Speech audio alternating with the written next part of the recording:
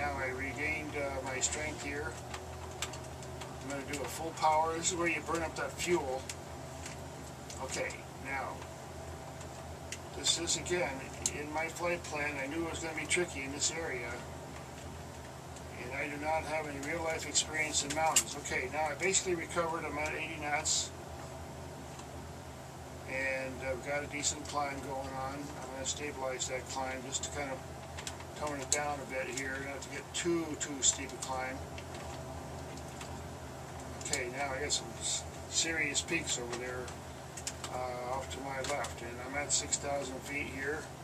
And if I understand my map, what's probably there is somewhere it could be as much as 90,000 feet, so I'm going to get myself some serious altitude here.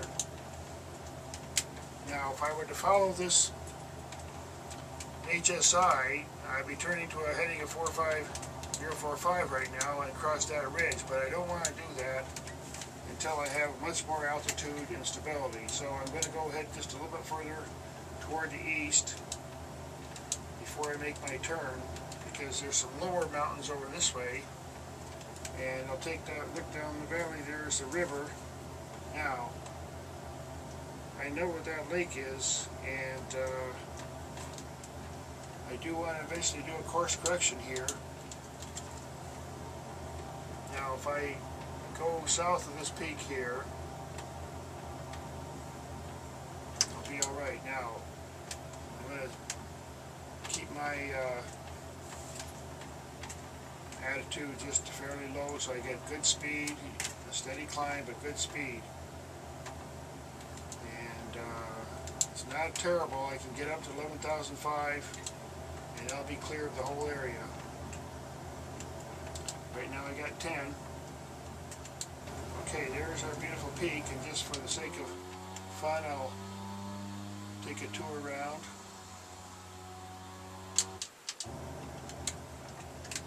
Okay, now, again, there's that valley, that ridge there. If I can cross that ridge, I got almost 9,000 feet, because you got an 8,900 one nearby. That's probably it right there. And I'm on the south side of it. So, once I get beyond this peak here, I can actually start a descent fairly soon, because this valley up here, this is all hold your breath time here. At least the wind at the moment is stable. Take a nice little view there. Pay attention to what's going on. Now I'm much more on track with my HSI over here. So I'm going to turn one more time and follow it on in. Don't want to get too close to that mountain there. I want to get my altitude. I got 10,200 feet. Check my barometer. Make sure my altimeter is correct. Okay. And I get myself my 10,900 feet very shortly here. And I have, now in a case like this, when I'm crossing a ridge, this is where I want to be straight and level, nicey here. Just trim it out nicely, and this might be where I put my autopilot back on. And I'll set my heading correctly before I turn it on. And there we go for my heading. Okay, now I can follow the heading on in. Okay, 11,000 feet. This is where I want to be, right here. Crossing this ridge. Let's take a quick look here.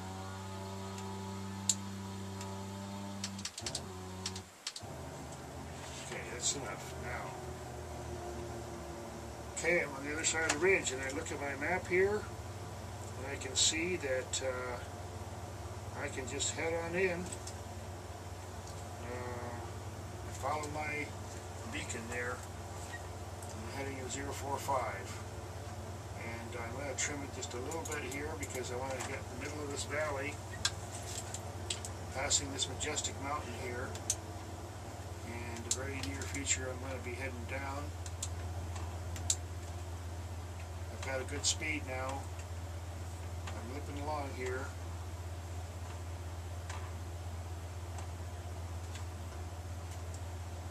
Okay, 10,500 feet crossing.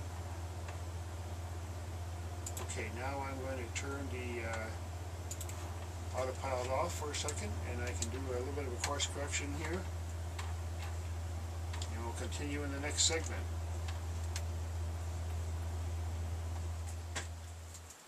Okay, we're now over the ridge. This is the second in the live flying, and I've crossed a particular ridge. I'm following this beacon, the 045, over to my airport. Now, I've safely crossed the ridge. I'm on the downside now, but I don't want to relax my guard here. I'm staying over the middle of the valley, so I have plenty of room beneath me. And you can still get those gusts. In the previous segment, climbing up that, we got a serious problem. Almost had to resort to going back. Managed to recover. Okay, so now I know where I am on this map here. I'm going to come around this corner off to my right, and there should be the airport right there. So I've got myself on a nice descent, and my speed is rather high, so I'm going to just pitch up just a little bit and break some of that speed. And I'm going to contact my airport here. I don't really have a way of determining right now what the weather there is without checking the map here. I'm going to pick runway 13 for now and announce my full stop landing and announce my position. 8 miles west, okay. And about 120 knots, that's about 2 miles a minute, so I got in a few minutes I'm going to be down.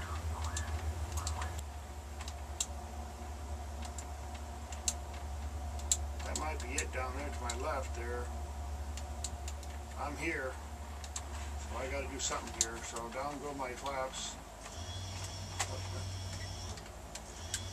Okay, so I don't want to go down too steep in the valley here. So I'm going to give it some more throttle and just get up a little bit more so I can see what's going on here. Seems like it's a little bit further down the valley. There it is, right over here up to my 1 o'clock. And okay, now, seriously slow down. Pitch up to slow myself down. Get in the wide arc. Okay, here we go.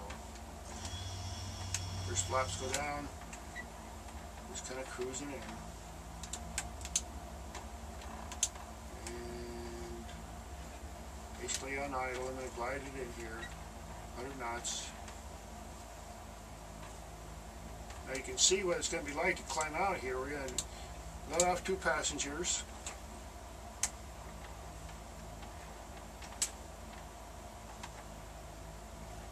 Pick up 1 passenger, so we'll lose 1 passenger just for the sake of a difference.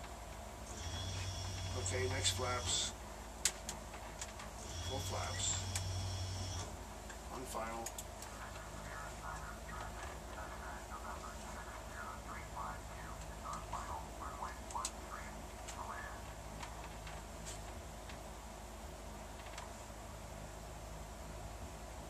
Got a good speed, got 80 knots.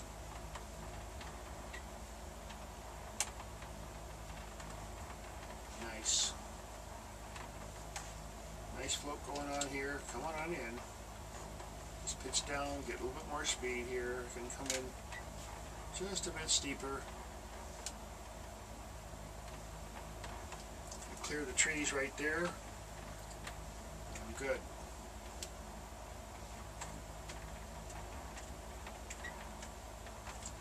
Okay, here we go. A little bit. Got 185 knots, just a little bit. Okay, I'm going to shave off about 5 knots. Bit of a crosswind from my right with the headwind component. Nice, not too bad. Very helpful actually.